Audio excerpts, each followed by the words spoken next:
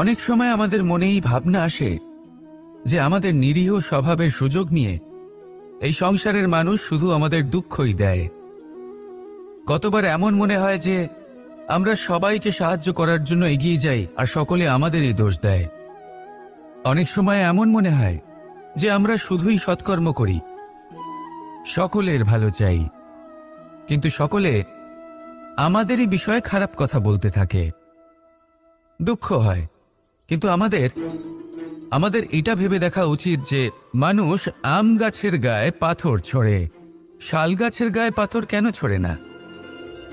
কারণ এই আম গাছে পাওয়া যায় মিষ্টি এবং সুস্বাদু ফল। অন্যদিকে শাল গাছ থেকে আমরা কি পাই? শুধুই কাঠ। তাই যদি আপনাকে কেউ কথা শোনায়, আপনাকে কোনো কিছুতে বাধ্য করার চেষ্টা করে, আপনার বিষয়ে অনুচিত কথা বলে, তাহলে নিশ্চয়ই আপনার মধ্যে এমন বিশেষ কিছু আছে যা তাদের মধ্যে নেই। নিজের মধ্যে আত্মবিশ্বাস বাড়িয়ে তুলুন, ধন্যাত্মক ভাব আনুন, সৎকর্ম করতে থাকুন। কোনো কটুতা এই মনে প্রবেশ করতে দেবেন না। সাহায্য করো, কিন্তু যখন বিপদ সামনে আসবে তখন দৃঢ় হয়ে সম্মুখীন হও। বাধা নিজের অসফলতার জন্য ত্রস্ত হয়ে সময় দেবতার তপস্যা করতে বসলেন। উনি তপস্যা করলেন এবং সময় দেবতা প্রসন্ন হলেন, মানুষের রূপ ধারণ করে ওনার সামনে প্রকট হলেন। এবার সেই ব্যক্তি ওনাকে জিজ্ঞেস করলেন যে কি এমন আছে যার জন্য আপনি বারবার জয়ী হন আর আমি চিরকাল পরাজিত হয়ে থাকি? কেন এত পরিশ্রম করা সত্ত্বেও আমি সাফল্য লাভ করতে পারি না? তখন সময় দেবতা উত্তর দিলেন যে দিন হোক বা রাত, ঝড় হোক বা ভূমিকম্প, রোদ হোক বা বৃষ্টি হোক, সময়ের সূত্রপাত হোক বা প্রলয়, আমি থামি না, আমি চলতেই থাকি। আর সেই জন্য যিনি থেমে যান তিনি পরাজিত হন আর আমি জয়ী হই। এটাই আমাদের শিখতে হবে। জীবনে সবসময় চলতে থাকুন, কখনো থামবেন না। হ্যাঁ, কিছুক্ষণের জন্য বিরতি নিতে পারেন, বিশ্রাম করার জন্য, নিজেকে আরো সশক্ত করে তোলার জন্য, কিন্তু থেমে যাবেন না। নিরন্তর কর্ম করতে থাকুন, পরিশ্রম করতে থাকুন, তবেই এই সংসার আপনাকে মনে রাখবে। আসুন আমার সাথে ভালোবেসে বলুন রাধা রাধা। আমাদের মধ্যে এমন অনেক মানুষ আছেন যারা বই পড়তে পছন্দ করেন, অনেক মানুষ আছেন যারা ভিন্ন ভিন্ন রকমের কাহিনী পড়েন। এবার পড়তে পড়তে মাঝে এমন একটা অধ্যায় অবশ্যই আসে যা আমাদের হৃদয় স্পর্শ করে যায়। আমরা হৃদয় যন্ত্রণা অনুভব করি, তাও আমরা সেই কাহিনী শেষ পর্যন্ত পড়ি এবং তখন আমরা বুঝতে পারি যে সেই যন্ত্রণাময় অধ্যায়টি কেন এসেছিল, তার থেকে আমরা কি শিক্ষা পেলাম এবং আমরা অবশেষে লক্ষ্যেও পৌঁছলাম। কিন্তু যদি সেই যন্ত্রণাদায়ক অধ্যায়টিতে আপনি থেমে যান, আপনি যদি এটা ভাবেন যে আমি আর পড়তে পারবো না, তাহলে আপনি জানতেও পারবেন না যে পরবর্তীতে কি হতে চলেছে। এই মন দুঃখে ভরে উঠবে, মনে প্রশ্ন আসতেই থাকে যার উত্তর আমরা পাই না, নিজেদের লক্ষ্য বুঝতেই পারি না। এইভাবেই আমাদের জীবনেও যদি এমন কিছু হয় যা অত্যন্ত দুঃখজনক, যদি এমন কোনো কঠিন অধ্যায় আপনার জীবনে আসে, থামবেন না। তা হলো আপনার জীবনের কাহিনীর একটি যন্ত্রণাদায়ক দুঃখজনক অধ্যায় মাত্র। শেষ পর্যন্ত এই কাহিনীতে টিকে থাকুন, কর্ম করতে থাকুন। আপনি বুঝতে পেরে যাবেন যে এই কঠিন পরিস্থিতি আপনার জীবনে কেন এসেছিল। আপনি শিক্ষাও লাভ করবেন এবং লক্ষ্যও লাভ করবেন। আসুন আমার সাথে ভালোবেসে বলুন রাধা রাধা। সমুদ্র মন্থনের সময় দুই ধরনের রত্ন লাভ করা হয়েছিল। প্রথম হলাহল, যার প্রভাব থেকে এই সমস্ত সংসারের জীবের প্রাণ বাঁচানোর জন্য মহাদেব তাকে নিজের কণ্ঠে ধারণ করে নিয়েছিলেন। আর দ্বিতীয় অমৃত, যেটা কিঞ্চিত পরিমাণ মাত্রায় পাওয়া গেছিল। কখনো কখনো জীবনে এমন কোনো বস্তু যা আপনি প্রয়োজনের থেকেও অনেক বেশি মাত্রায় ভোগের জন্য লাভ করে থাকেন, তা আপনার জন্য বিষ প্রমাণিত হতে পারে।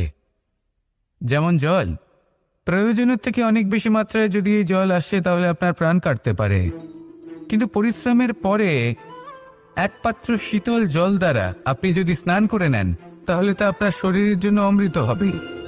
পরিশ্রম করার পরে যদি আপনার শরীর এক পাত্র খাবার লাভ করে তাহলে তা আপনার শরীরের জন্য, পরিশ্রম না করেই আপনি দিনরাত শুধুই খাবার গ্রহণ করতে থাকেন তাহলে আপনার কাছে তা বিষ সমান। বিষ এবং অমৃত গ্রহণ করাটা আপনার উপরে নির্ভর করছে। কোনো বস্তু আপনার পক্ষে বিষও হতে পারে, আবার অমৃতও হতে পারে। নির্ভর করছে যে আপনি সেটা কিভাবে ব্যবহার করছেন, কতটা মাত্রায় ব্যবহার করছেন। আসুন আমার সাথে ভালোবেসে বলুন, রাধা রাধা। এবার এই পুরুষার্থের বিষয়ে আপনারা অবশ্যই শুনেছেন, মোক্ষ, চতুর্থ পুরুষার্থ। আপনারা কি জানেন এই মোক্ষ আসলে কি? ধর্ম, অর্থ, কামনার পালন করতে করতে মৃত্যু লাভ করা, এটাই কি মোক্ষ? না, মোক্ষ হলো সেটাই যা জন্ম এবং মৃত্যুর ঊর্ধ্বে। প্রত্যেক ব্যক্তি, প্রত্যেক জীবই সংসারে কোনো না কোনো বিশেষ প্রয়োজনে আসে। ধর্মপথে, সৎপথে অর্থ উপার্জন করা, প্রয়োজনকে পূর্ণ করার চেষ্টা করতে করতে সেই প্রয়োজনকে পূর্ণ করা তাকে মুক্তির পথে নিয়ে যায়, যা হলো মোক্ষ। যদি এই মোক্ষ লাভ না হয়, তাহলে মানুষ জন্ম এবং মৃত্যুর এই চক্রে বারবার ফিরে আসবে। তাই নিঃস্বার্থভাবে সদ্ভাব নিয়ে কর্ম করুন, সকলকে ভালোবাসুন, আর আমার সাথে বলুন, রাধা রাধা। ইচ্ছে বড়ই বিচিত্র জিনিস। এই ইচ্ছে যদি তা পূর্ণ না হয়, তাহলে তা ক্রোধকে জন্ম দেয়। যদি তা পূর্ণ হয়, তাহলে লোভকে জন্ম দেয়। যদি সময়ের মধ্যে পূর্ণ না হয়, তাহলে শোককে জন্ম দেয়। আর যদি সময়ের পূর্বেই পূর্ণ হয়ে যায়, তাহলে অহংকারকে জন্ম দেয়। সকলের ইচ্ছে থাকে, আপনারও অবশ্যই থাকবে, তা অবশ্যই পূরণ করবেন। কিন্তু একটা কথা মনে রাখবেন, আপনার এই জীবন, এটা কোনোভাবেই আপনার ইচ্ছে পূরণ করার মাধ্যম নয়। এ হলো ধৈর্য সাধনের এক মাধ্যম, নিয়ন্ত্রণ করার এক মাধ্যম। নিয়ন্ত্রণ নিজের কামনার ওপর, নিজের ইচ্ছের ওপর, নিজের আবেগের ওপর। কারণ ইচ্ছে এটা হলো সেই অশ্বের মতো, যা একবার লাগাম ছাড়া হয়ে গেলে, আপনার হাত থেকে যদি এই লাগাম বেরিয়ে যায়, তাহলে তা আপনাকে সোজা বিনাশের পথে নিয়ে যেতে পারে। কিন্তু যদি আপনি একে নিয়ন্ত্রণ করতে পারেন, তাহলে এটা আপনাকে সাফল্যের শিখরে অবশ্যই পৌঁছে দিতে পারে। তাহলে ইচ্ছেগুলিকে নিয়ন্ত্রণ করুন, আর আমার সাথে ভালোবেসে বলুন, রাধা রাধা। মানুষের জীবন বড়ই বিচিত্র হয়। যেই মুহূর্তে জন্ম নেয়, একটা প্রতিস্পর্ধায় প্রবেশ করতে থাকে। মানুষ জন্ম নেয় আর প্রতিস্পর্ধা শুরু হয়ে যায় ভাই এবং বোনের মধ্যে সর্বশ্রেষ্ঠ হবার, সবার থেকে এগিয়ে থাকার। তারপরে সে যায় গুরুকুলে, নিজের বন্ধুদের মধ্যে সর্বশ্রেষ্ঠ হওয়ার প্রতিস্পর্ধা শুরু হয়। এবার সেখান থেকে বাইরে বেরিয়ে সংসার জীবনে প্রবেশ করে ধন উপার্জনের প্রতিস্পর্ধা শুরু হয়। তা সে যুদ্ধই হোক বা কলা হোক, এই প্রতিস্পর্ধা কখনোই আমাদের পিছু ছাড়ে না। তাই যদি প্রতিস্পর্ধা করতেই হয়, তাহলে আমরা মানুষকে সাহায্য করার প্রতিস্পর্ধা কেন করব না? এমন এক প্রতিস্পর্ধা যাতে যে কেউ জিতুক বা যে কেউ হারুক না কেন, লাভ সকলের হবে। সকলের মধ্যে প্রেম বিতরণ করতে থাকুন, এইভাবেই আনন্দ বিতরণ করতে থাকুন, আর আমার সাথে ভালোবেসে বলুন, রাধা রাধা। আমরা সকলে শক্তি অনুভব করতে চাই। এবার যদি আপনাকে জিজ্ঞেস করা হয় যে সবথেকে বেশি শক্তির অনুভব কোথা থেকে করা সম্ভব, তখন কেউ কেউ বলবেন পুষ্টিকর আহার গ্রহণ করলে, ব্যায়াম করলে, কেউ বলবেন ধন লাভ করলে, বন্ধুদের থেকে, পরিবারের থেকে, আদি ইত্যাদি। এইভাবে আপনি শক্তির অনুভব অবশ্যই করতে পারেন। কিন্তু সবথেকে বেশি শক্তির অনুভব যদি আপনি করতে চান, তাহলে তা পাবেন শুধু একতার দ্বারা, সংগঠনের দ্বারা। যদি আপনাকে উদাহরণ দিই, নিজের এই হাতটাকে দেখুন, 5টা আঙুল রয়েছে। কোনো একটা বস্তুকে নিজের একটা আঙুল দ্বারা তুলে ধরার চেষ্টা করে দেখুন, বড়ই কষ্ট হবে। তখন আপনি বুঝতে পারবেন, যখন এই 5টি আঙুল একত্রিত হয়, তখন কোনো কাজ কতটা সহজ হতে পারে। এটাই হলো শক্তি, একতার। সব থেকে ভালো উদাহরণ যদি আপনাকে দিই, তাহলে বাঁশি। এই বাঁশি থেকে অত্যন্ত মধুর সুর নির্গত হয়, যা সবার মন প্রসন্ন করে দেয়। এই কথা সত্যি। কিন্তু এই বাঁশি আমি একটা বা দুটো আঙুল দিয়ে বাজাতে পারবো না। আমাকে প্রত্যেকটা আঙুল ব্যবহার করতেই হবে। তবেই এর থেকে মধুর সুর নির্গত হবে, যা সকলকে প্রসন্ন করবে। ঠিক কিনা?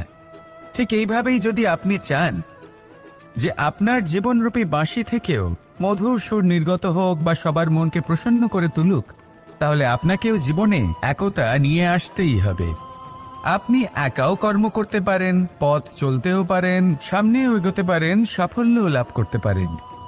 কিন্তু যখন সকলে একসাথে এগোবেন, সেই পথে চলবেন, সেই কর্মই করবেন, তখন লক্ষ্যে অবশ্যই পৌঁছবেন, সাফল্য অবশ্যই লাভ করবেন। কিন্তু সেই সাফল্য এবং তার আনন্দর সংমিশ্রণটাই একটু অন্যরকম হবে। তাই জীবনে ঐক্যবদ্ধ হন, একসাথে মিলে এগোতে থাকুন, আর আমার সাথে ভালোবেসে বলুন, রাধা রাধা। বনের মধ্যে যদি আপনি কোনো বিষাক্ত সাপ দেখেন, তাহলে কি করবেন? আপনি তখনই তার থেকে দূরে পালাতে চেষ্টা করবেন। আর এটা কেন করবেন? নিজের রক্ষার্থে। এই কথা আমি নয় মেনে নিলাম, কিন্তু নিজের জীবনে এটা করেন না কেন? আপনি যেখানেই যান, যে স্থানেই যান না কেন, প্রত্যেক সময়, প্রত্যেক মুহূর্তে এমন বিষাক্ত সাপ আপনি অবশ্যই খুঁজে পাবেন। আর সেই সাপ নয় যাদের আপনি বনে খুঁজে পাবেন, এরা হলো সেই সাপ যা আপনাকে পাপ করতে বাধ্য করবে। আপনার অন্তরের বাসনা, ক্রোধ, অহংকার, লোভ, ঈর্ষা এদের বৃদ্ধি ঘটাবে। দেখুন, বনের এই সাপ আপনাকে একবার ছেড়ে দিতেও পারে, ছোবল নাও মারতে পারে, কিন্তু এই যে পাপরূপী সাপ আছে, তা অবশ্যই ছোবল মারবে। কর্ম যদি করেন তাহলে অবশ্যই ফল পাবেন। সেই জন্য যখনই কোথাও যাবেন, যদি এমন কাউকে দেখেন, যদি এমন কিছু দেখেন যে আপনাকে পাপ করতে বাধ্য করছে, তাহলে সেই মুহূর্তে সেখান থেকে পালিয়ে যান। যেমন বনের সাপ দেখে আপনি পালাতে থাকেন। সৎকর্মের রক্ষা অত্যন্ত আবশ্যক। আসুন আর আমার সাথে ভালোবেসে বলুন, রাধা রাধা। আমার অনেকগুলো নাম আছে, আর তাদের মধ্যে একটি হলো যুদ্ধ বিমুখ। এই কথা আপনারা সবাই জানেন।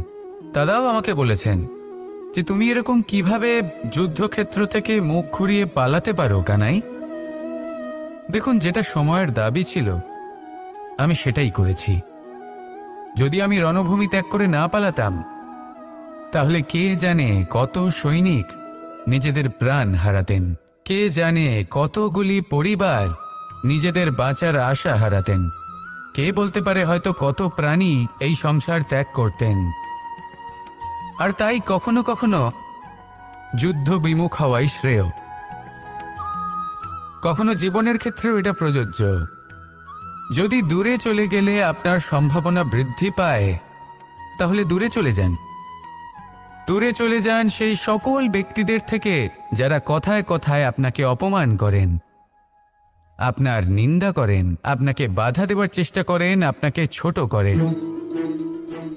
কারণ তাদের সাথে থেকে, সেই সকল ব্যক্তিদের সাথে থাকলে যারা আপনার মূল্য বোঝেন না, আপনি নিজের আত্মসম্মান, নিজের আত্মবিশ্বাস, নিজের ব্যক্তিত্বকে নত করে ফেলবেন। দূরে চলে যান সেই সকল সংঘর্ষ থেকে, সেই সকল পরিস্থিতি থেকে যাদের সম্মুখীন হয়ে আপনি কোনো পরিণামেই পৌঁছতে পারবেন না। যদি আপনি এইভাবে যুদ্ধ বিমুখ হয়ে উঠতে পারেন, যদি এই প্রবৃত্তি আপনি নিজের মধ্যে জাগ্রত করতে পারেন, তাহলে আপনার সামনে সেই যুদ্ধ চলে আসবে যাতে বিজয় লাভ করে আপনি নিজের অস্তিত্ব খুঁজে পাবেন। আর সেটাই হলো সবথেকে বড় জয়লাভ। আসুন আমার সাথে ভালোবেসে বলুন, রাধা রাধা। বায়ু পঞ্চতত্ত্বের মধ্যে তৃতীয় তত্ত্ব। কেউ একে সমীর বলে, আবার কেউ একে পবন বলে। প্রথম কথা হলো এটাই যে এই বায়ু আমাদের জীবন দান করে প্রতিদিন, প্রত্যেক মুহূর্তে। এই বায়ুর কারণেই আমরা নিঃশ্বাস নিতে পারি, জীবিত থাকতে পারি। এই বায়ুই হলো সেই যা সকল মেঘেদের একত্রিত করে একটি স্থানে আর বর্ষা ঘটায়। আর এই বর্ষার কারণেই এই ধরিত্রীতে অন্ন উৎপন্ন হয়। এই বায়ুকে দেখুন, কখনো এতটা সৌম্য যে আপনার কোনোই তফাৎ বোধ হয় না, আর কখনো কখনো এমন রূপ ধারণ করে ফেলে যে অনেক বড় বড় পর্বতের আকার পর্যন্ত বদলে ফেলে। এটাই হলো বায়ুর বিশেষত্ব। বায়ু শেখায় যে সময়ের সাথে সাথে বইতে থাকো, সকলকে জীবন দান করো, সকলকে সাহায্য করো, কিন্তু যখন বিপদ সামনে আসবে তখন দৃঢ় হয়ে সম্মুখীন হও। বাধা অনুযায়ী নিজেকে গড়ে নিতে হবে, আর কখন কতটা কঠোর হতে হবে আর কখন কতটা সৌম্য হতে হবে এটা বায়ুকে দেখে শিখুন, আর আমার সাথে ভালোবেসে বলুন রাধা রাধা। যখন সূর্যের অত্যাধিক তাপের কারণে এই ধরিত্রী শুষ্ক হয়ে যায়, তখন প্রতিবিম্ব আমরা এইভাবে দেখতে পাই। আমরা কোথাও দূরে তাকালে আমাদের মনে হয় সেখানে জল রয়েছে। আমরা যখনই কাছে গিয়ে দেখি তখন দেখি যে সেখানে জলই নেই। তারপর যেই আমরা পেছনে ফিরে তাকাই আমরা দেখি যেখান থেকে আমরা এসেছি সেখানে জল পড়ে রয়েছে। এবার এই যে মরুতৃষ্ণা, তা কিন্তু শুধুই ভূমিতে নয়, আমাদের ভাবনা চিন্তার সাথেও এটাই হয়ে থাকে, অনেক সময় হয়ে থাকে। যে ব্যক্তি জল লাভ করার আশায় বসে থাকে সে কখনোই জল লাভ করতে পারে না, কিন্তু যে ব্যক্তি জল লাভ করার আশায় নিরন্তর পরিশ্রম করতে থাকে, ঘাম ঝরায়, সেই ব্যক্তি কোনো মরুভূমিতেও জল লাভ অবশ্যই করে। জীবনে যদি আমরা বড় কিছু লাভ করতে চাই তাহলে নিরন্তর পরিশ্রম করতেই হবে। পরিশ্রমের এই মনোভাব অত্যন্ত গুরুত্বপূর্ণ। এই মনোভাব আর দৃষ্টিভঙ্গি এ হলো অন্তরের গুণ। রূপ এবং প্রসাধন এগুলি হলো বাহ্যিক আবরণ। যে ব্যক্তি রূপের কারণে আপনাকে ভালোবাসে তা প্রকৃত ভালোবাসা নয়, কিন্তু যে ব্যক্তি আপনার আবেগ এবং মানসিকতার জন্য আপনাকে ভালোবাসে